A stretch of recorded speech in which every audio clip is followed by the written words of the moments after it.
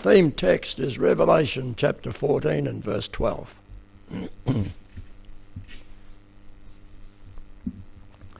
I'm reading from the ESV translation.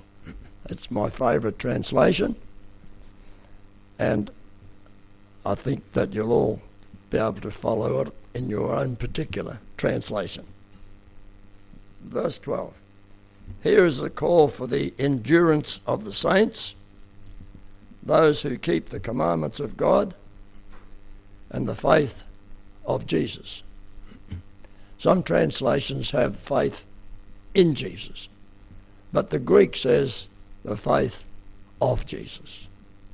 And that's mainly what I want to talk about this morning. Obedience and faith are demonstrated by works. And you remember in Matthew chapter 25, Jesus gave the parable of the sheep and the goats. And when he declared the door open for the sheep, he said, "Oh, you've given a lot of Bible studies, preached a lot of sermons, given out a lot of literature, even was a good deacon and elder." Did he say that? No, he congratulated the sheep because they gave food to the hungry. They clothed the naked. They visited the poor and those in hospital and those in prison. That amounts to works. And he's indicating that works demonstrate our faith and what we're really all about. Because, as James says, without works, our faith is what? It's dead. I don't want a dead faith. Thank you very much. So the question is the faith of Jesus, because the saints are supposed to have the faith of Jesus. Because our faith isn't good enough. We really need the faith of Jesus. So, how did Jesus demonstrate his faith? Let's just clarify the issue for a moment and go over to James, because he was Jesus' half-brother and he had a lot to say about this subject. Some people find it a bit hard to understand. Even Martin Luther couldn't understand it, and he talked about little Jimmy. He didn't like him very much. But James chapter 2 and verse 18 is a key verse. It says, "But someone will say, 'You have faith, and I have works. Show me your faith apart from your works, and I will show you my faith by my works.'" So, how did Jesus demonstrate his faith? And it's important, if we've got to have his faith, how did he do it? How did people know he had faith? My contention is that he demonstrated his faith with his miracles. That's the angle I want to follow this morning. We need to think about this. Did Jesus perform his miracles in his own power or in the power that his Father gave him? Have a quote from Desire of Ages. It says, "So Christ in his humanity was dependent upon divine power." Let's just turn over to John for a moment. John chapter 5.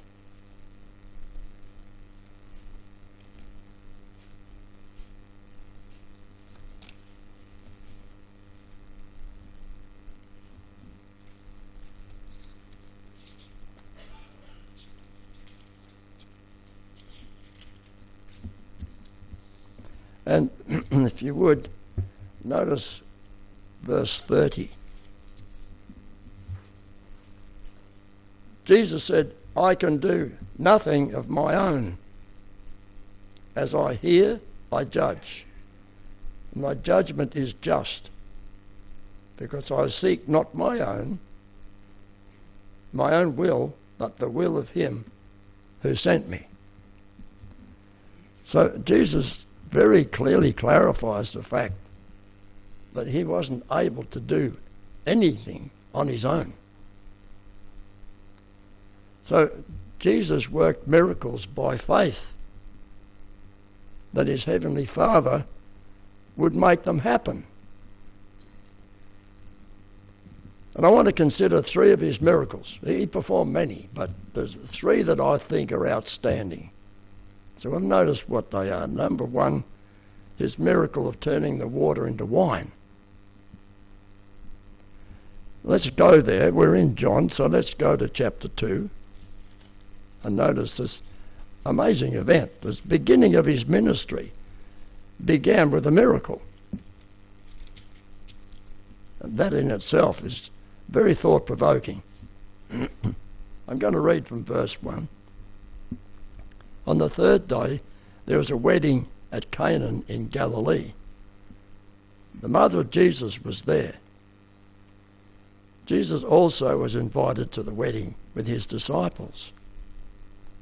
When the wine ran out, the mother of Jesus said to him, "They have no wine."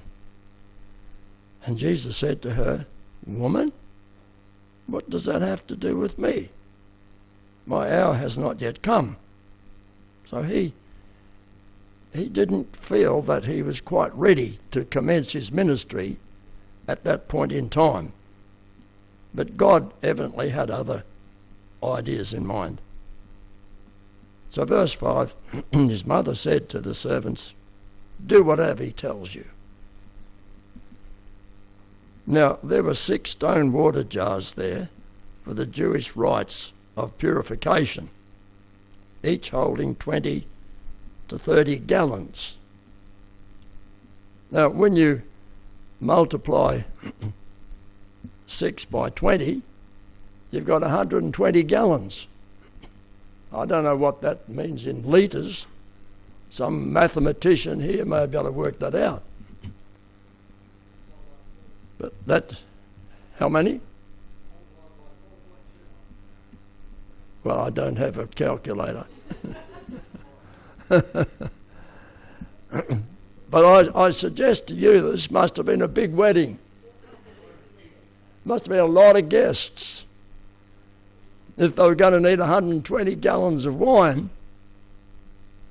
when they've already had a good share already. This is an amazing thing that's happened here.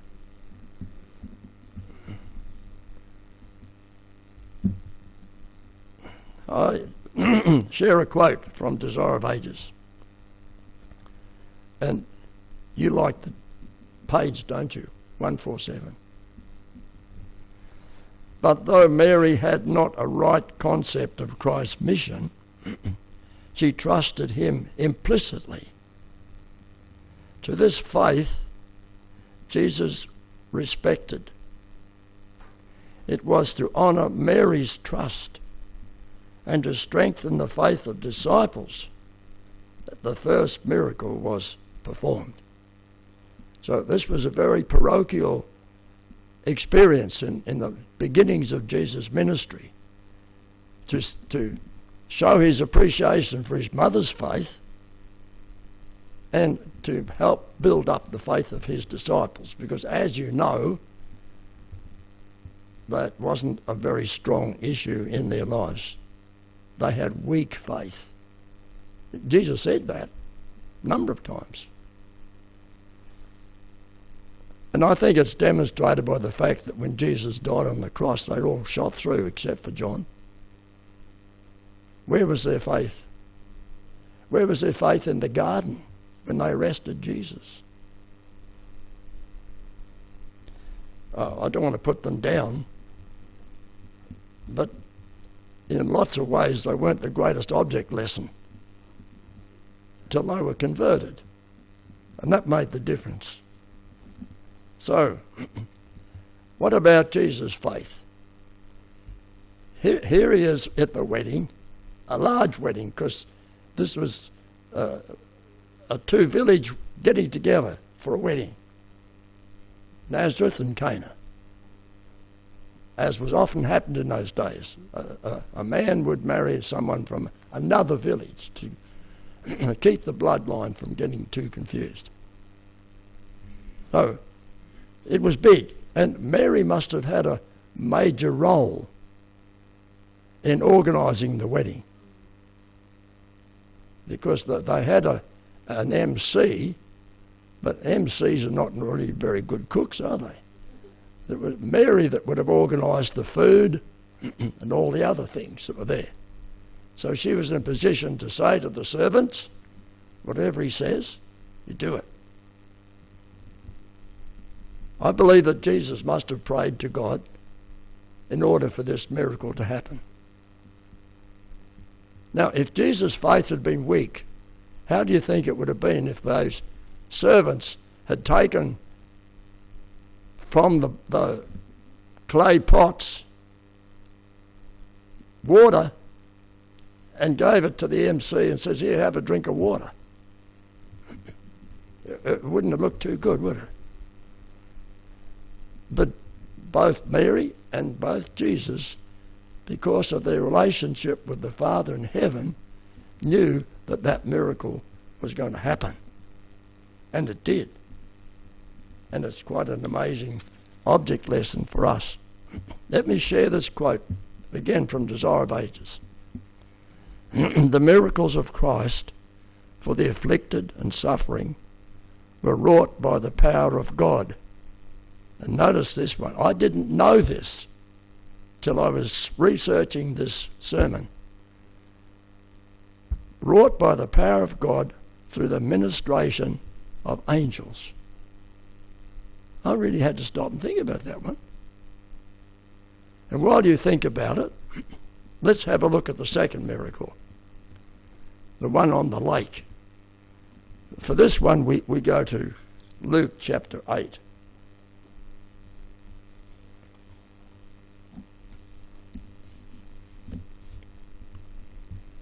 And we look at verse 22. One day he got into a boat with his disciples. He said to them, let us go across to the other side of the lake. So they set out. And as they sailed, he fell asleep. And a windstorm came down on the lake. And they were filling with water. They were in danger. And they went and woke him, saying, Master, Master, we're perishing. And he awoke, rebuked the wind and the raging waves, and they ceased. There was a calm. And notice what he said to them. Where is your faith? And they were afraid, and they marvelled, saying to one another, who then is this, that he commands even winds and water, and they obey him? I want to think about that for a minute. How is your faith? When did it begin? As I mentioned last time I preached here, my faith began when I was 18 years of age. Prior to that, didn't know what faith was. Didn't need it, because I was told to do this and to do that by other people. Never needed faith. But the Lord used canvassing, selling books door to door, to teach me what faith is all about. And when you depend on the Lord for your food and board and existence, you get busy finding out what faith's all about. You get on your knees and say, Lord, if I don't sell any books today, I'll have nothing to eat. It's getting pretty close to the line, isn't it? I found this quote very interesting. This is Desire of Ages, page 336. This is rather a jaw-dropping statement here. When Jesus was awakened to meet the storm, he was in perfect peace. There was no trace of fear in word or look, for no fear was in his heart. So Jesus didn't know fear. He had such great faith. There was no trace of fear in word or look, for no fear was in his heart. But he rested not in the possession of almighty power. It was not as the master of earth and sky that he reposed in quiet. That power he had laid down. As he said, I of my own self can do nothing. He trusted in the Father's might. It was in faith in God's love and care, that Jesus rested in the power of that word which stilled the storm, which was the power of God. This encourages me, because when it says I have to have the faith of Jesus, it makes it within grasp, knowing that Jesus depended on his Father for all the things that he was able to do and perform. Further down in that page it says, as Jesus rested by faith in the Father's care, so we are to rest in the care of the Saviour. And my third one is the greatest example, and that is the raising of Lazarus.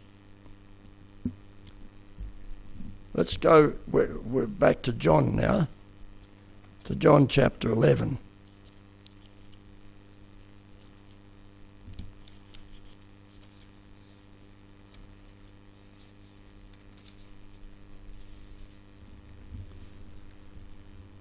We'll pick up the story. You know the story so well, but there are some issues, aspects I'd like to really share with you. So we'll come in on the story on verse 38. And Jesus, deeply moved again, came to the tomb. It was a cave, and a stone lay against it.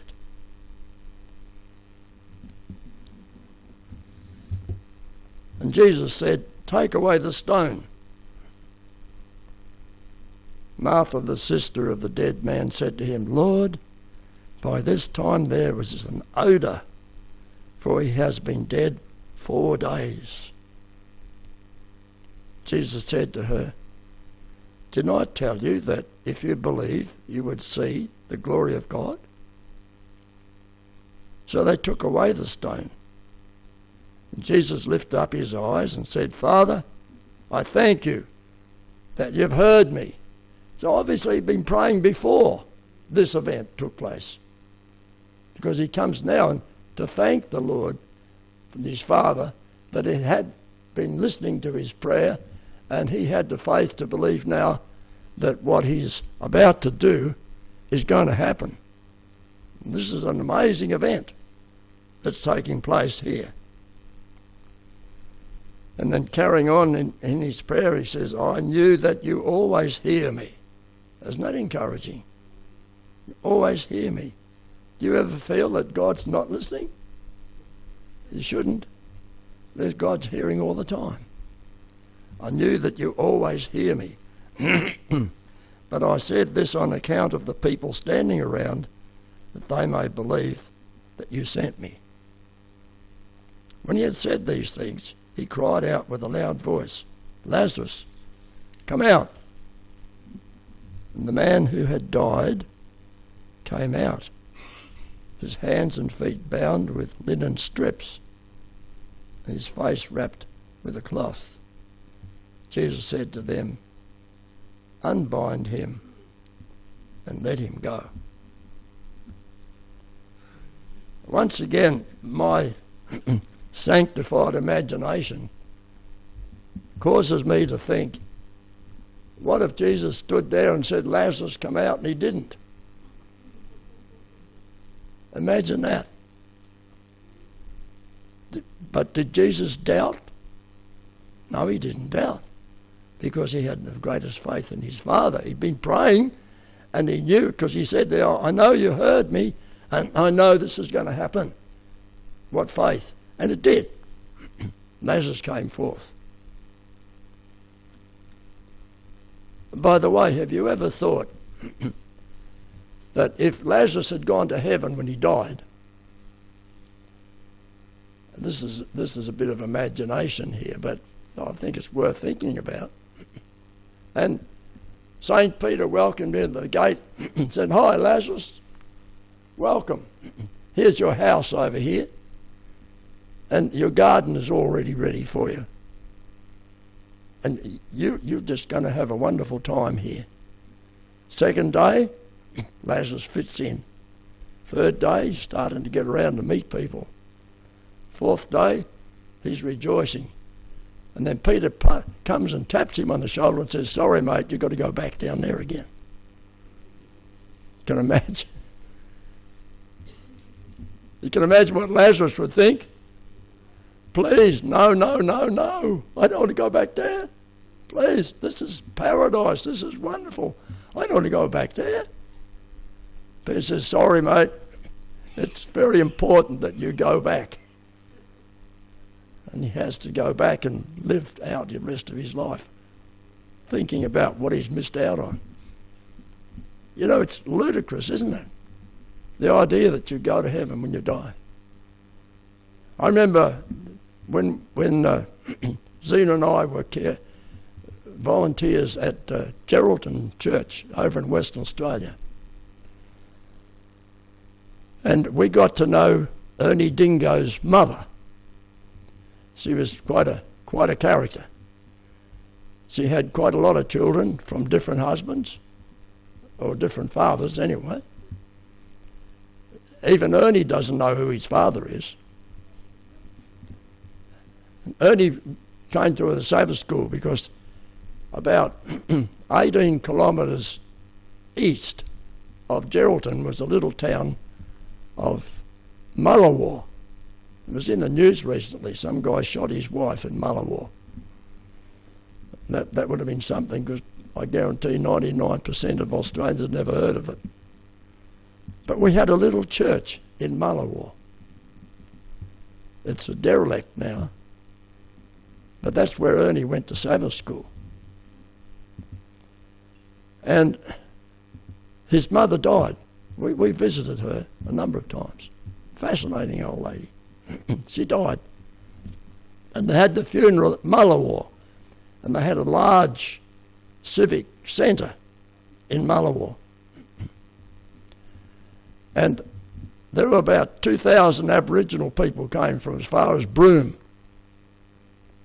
And I said to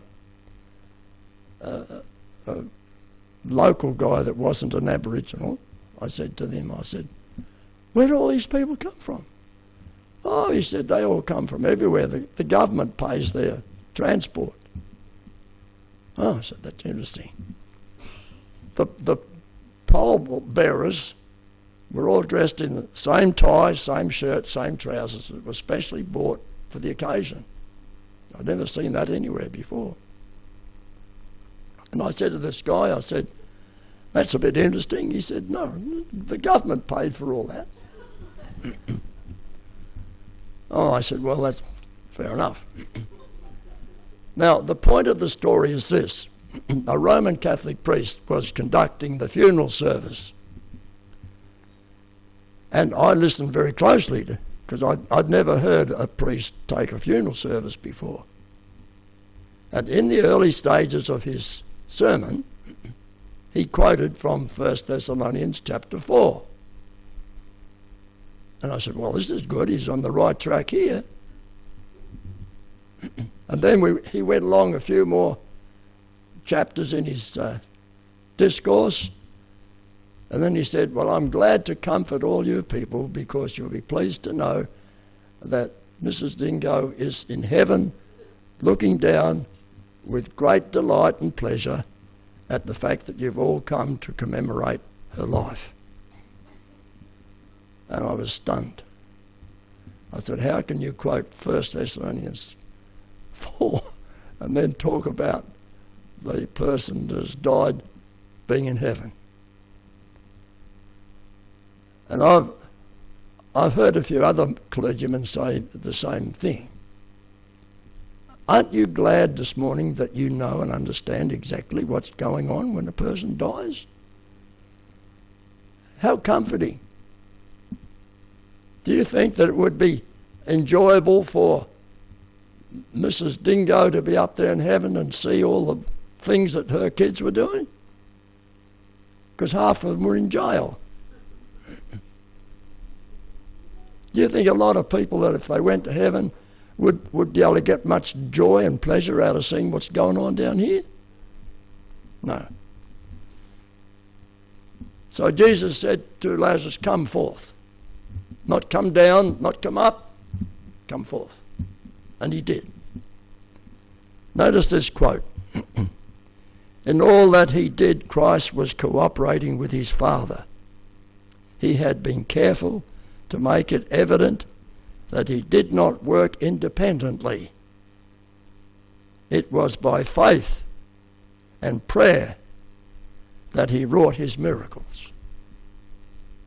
And that puts us in the picture, because we too, through faith and prayer, can do great things. Because what did Jesus say when the disciples were amazed at one of his miracles? He said, don't get excited, don't be amazed.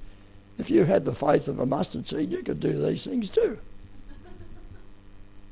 Well, I don't know about a mustard seed, but I hope my faith's a little bit more than that. Because it's a very tiny thing, a mustard seed. The faith of Jesus is a quality to aim for. He relied on God's power to accomplish his healings and his miracles as an example to his disciples and to us. I would just like to share a story. I think I've got time because that clock's on my side. Don't look at your watch, just look at the clock. Last time I was here, I told you a colporteur story. I'm going to tell you another one today. I finished canvassing Ararat in Victoria, and I still had 3 months left to the end of the year. So I contacted my minders in Melbourne and said, please, can I have another territory? And they said, do you mean to say you've finished Ararat territory already? Because they thought it would be enough to keep me going all year. I said, yes, I have. Well, they said, all right. So they sent me a map, and the centre of the map was the town of St Arnaud. St Arnaud's in northwest Victoria. And as the Solomon Islands would say, it's a something-nothing place. But anyway, I got on the train with my push bike and my canvasser's bag and my suitcase and my navy blue overcoat, and off I went. And I arrived in St Arnaud, and I said to the station master, is there anywhere I can get accommodation? And he said, well, I don't think so. He said, even the hotel doesn't take in boarders or even travellers anymore. But he said, the taxi's out the front, go and ask him. So I went out to the taxi driver and I said, I've just arrived in town, I need somewhere to stay. Do you know if there's any accommodation? He said, yeah, there's one boarding house up on the hill. I said, could you take me up there? He said, yes. So I went up in the taxi, left my push bike in the railway station, and here was this house on the side of the hill on stilts. Not a very big house, but an old house. And the taxi driver said, I'll wait, I'll have to take you back to get your push bike. I said, thank you. So I went and knocked on the door. A little old lady came out with a dirty apron and she said, what do you want? I said, I'm looking for a room. She said, I don't have a room, but I've got a bed. I said, what does that mean? She says, you'll have to share a room with another guy. I said, okay. And she said, you better take it. There's nowhere else in town where you'll get somewhere to stay. I said, all right, that's fair enough. I'll take it. So I left my gear there, and taxi took me back, got my push bike and rode up to the place where I was going to live, put the push bike underneath the house. She showed me this room with 2 single beds in it. I said, where are all the other occupants? She said, oh, they're shearers and rouseabouts. And they are out every day, and they come home at 6 o'clock, have a shower, and go to the pub. She says, I only serve breakfast here. So they have their tea at the pub, and then they drink till 10 o'clock and then come home. It was 10 o'clock closing in those days. So I thought, this is going to be interesting. So I settled in, and it was time for lunch, and she wasn't going to give me any, so I went off down the street to get some lunch, and then rode around the town to see what my territory was going to look like. And I came back, and the other occupants had arrived. Big, burly looking guys, tough guys, if you ever saw tough guys. And they had a language that would make a drover blush. I thought, well, I'm going to need cotton wool in my ears here, this place. Anyway, they had the showers, and they all, in their utes, took off to the pub. Oh, they wanted to know if I wanted to go, and I said, no, thanks, all the same. So, around about 10 o'clock, I was tired, I went to bed. About 10:30, they all came back. All drunk, all loud and noisy. They all had big boots, which they dropped on the wooden floor, fell into bed, and snored like you wouldn't believe. And I thought, this is not the place I'm going to enjoy very much. So this went on for a week. I couldn't find anywhere to stay. I was busy out canvassing every day, having good success, but oh my, the nights were awful. So after 2 weeks, I couldn't stand it any longer. So I got down on my knees, as I do every morning, and I said, Lord, I need somewhere decent to stay. It's time I exercised my faith. Will you answer my prayer and reward my faith going out today to find somewhere to live? So I headed off, and I thought, now, if I'm going to find a place to live, I'm not going to go on the wrong side of the tracks. I'm going to look at the nicest homes I can find, which I hadn't canvassed yet. And there's a new little suburb of practically brand new homes that have been built there, mostly for people who retired. And so I started canvassing in this new area. And I probably had about 2 hours of canvassing, and I came to this house on the corner. A nice brand new house, lovely flowers and roses and well kept and everything nice. So I knocked on the door. The lady came out, started canvassing her, and she says, oh, you're a Seventh-day Adventist. I said, you're right. Oh, she said, come in. So inside I went, and I thought, I'm going to get a sale here for sure. We sat down, and she said, my mother has become an Adventist. She lives in Stawell. I said, yeah, I met her there when I canvassed Stawell. Oh, she said, that's interesting. She said, she's been sending me Desire of Ages and Great Controversy, and my husband and I have been studying these things. She said, actually, we are Cooneites. And I'd never heard of a Cooneite before. And I said, well, what's a Cooneite? She said, well, it began in London in England under Mr. Cooney. And he established this church, and his followers go out 2 by 2, at just Jesus instructed. And they live in the homes of people as they travel around. And we had to stay in our home, and they indoctrinated us, and we became followers. So we got rid of all the pictures We don't have a television or a radio. And even our photograph album, we burnt it. I said, well, different way to live. So she said, where are you staying? Oh, I said, thank you, Lord. Now's my chance. I gave her the most horrible picture you've ever painted of my accommodation. Oh, she said, that sounds terrible. I said, it's more than terrible. I said, look, I'm losing weight because I can't get a decent meal anywhere.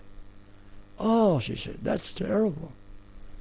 She said, we own a sheep station out in the country. In my home, my husband goes there every day to work on the sheep station, comes home at night. She said, would you come back at tea time and have a meal with us and meet my husband? I said, sure will. So I went, finished the day's canvassing, and went to the home and met the husband. What a nice guy he was. I just meshed with him immediately. He was just a nice guy, just like Paul, the kind of guy you can like, And they were so kind and nice. What a lovely meal. It was the best meal I'd had for months. And vegetarian too. And met their 2 children. And then the hostess, she said, before you came, my husband and I were talking. I told him about your circumstances. She said, we have just a new home. It's only 6 months old. We've got a guest room. No one's ever slept in it. We'd like you to have it. And she said, it won't cost you any rent. But she said, we'll expect you to give us a Bible study every night. Oh, can you imagine how I thank the Lord for that? Well, I kept up the Bible studies and took them through our beliefs, and the time came when I'd finished the territory. Oh, by the way, he had an Austin A40 utility. Some of you mightn't know what an Austin A40 is like, but they were a neat little ute. And I've forgotten his name, and Mr. Simmons, he said, how are you going to canvass all those sheep farms? I said, I don't know. He said, I do, I'll take you. And so we threw the stuff in the back of his little ute and we headed off. He took us, he knew everyone. It was so easy. I just went in and said, your friend, Mr. Simmons, has brought me to your home to share something of great value and interest. Now I canvassed them and cash sales. We just had a wonderful time together. For about 2 weeks, we cleaned up all the sheep stations around the area of St. Arnaud. Desire of Ages, 2 volumes, set of Desire of Ages. Well, then when the territory's all gone, I said, well, it's about over now. And they said, well, look, where is the nearest church? Because there was no Adventist in St. Arnaud. I don't know today why the publishing people sent me to homes, towns where there were no Adventists. I'm an 18-year-old guy. I got so lonely. But the Lord was good. I stuck it out. And I said, well, the nearest Adventist church, as far as I know, is Maryborough. And that was about 60 miles away. And they said, well, let's go. So we 3 of us squeezed in the little Austin A40 and the 2 kids in the back, and off we went to church. And the pastor was a guy named Sid Cole, a really great man.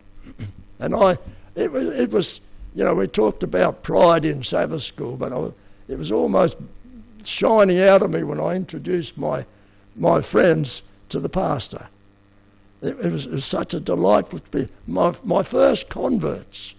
I know we don't convert anybody, it's the work of the Holy Spirit, but God uses us nevertheless. And he used me in an amazing way to help these precious souls find the truth. And so Sid Cole was excited to have another family come into his church. And I said, look, I've finished canvassing. I'm heading home. Would you look after these people? No problem, he said. So he was going to take over the Bible studies, and that was my first introduction to the joy of soul winning. And it was a result of faith, because I had to exercise my faith in believing that the Lord will answer my prayer and help me to find a place to live. It was desperate, and he's so good. And he answered my prayer. And he answered my prayer in a more wonderful way than ever I expected. I had free board and lodgings in a lovely home with lovely people. No swearing, no heavy boots being dropped on the hard wooden floor, and decent food to eat. How good is that? It was a great experience. And I share that with you as another example how the Lord, during that year, taught me faith. Oh, I would just like to conclude with one verse. Would you turn with me to that clock is a wonderful clock. I wish I could take it to Bolton.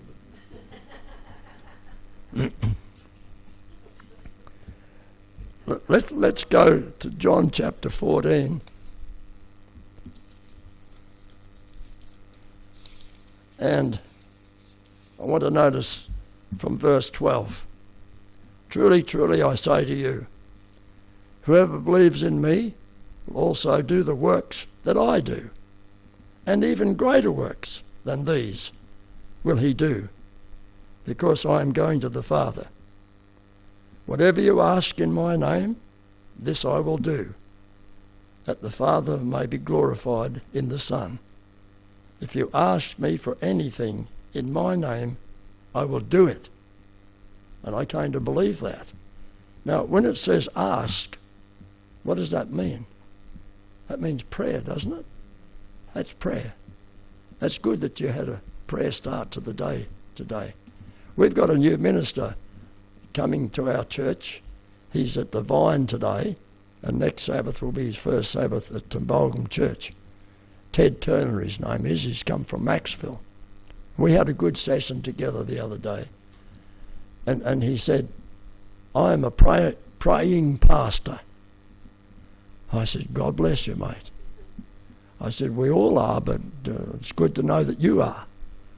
And he said, I want to re-establish prayer meetings in the churches that I'm going to look after.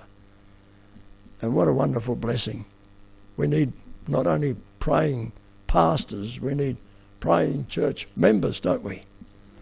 And we need to be praying for faith, because Jesus says we'll do greater things if only we'll pray and seek him.